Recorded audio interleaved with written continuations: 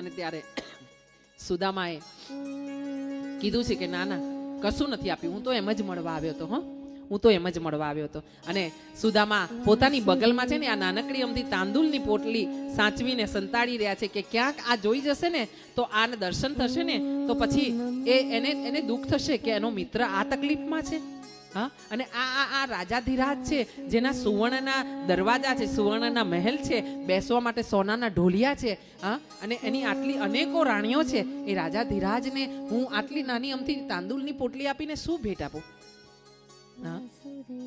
પણ ભગવાને નજર કરી છે કે તું બગલમાં કશું છુપાવી રહ્યો છે. હે સુદામા, તું કંઈક લાવ્યો છે, મારા ભાભીએ કશું આપ્યું છે તને.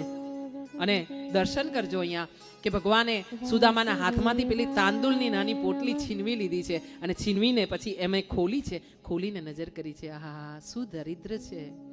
હા, મારા ભાઈબંધને ત્યાં, મારા મિત્રને ત્યાં શું ગરીબી છે કે આ ચોખા પણ એક રંગના એક પ્રકારના નથી, 4 જાતિના ચોખા છે. આજે જે નાના કપડામાં એને બાંધીને પોટલી વાળી છે ને એ મારી ભાભીની સાડીને આજે વર્ષો પહેલા પહેરી હોય એવું દર્શન થાય છે. આમ જગતના નાથને સુદામાએ કશું કહેવું નથી પડ્યું, માંગવું નથી પડ્યું.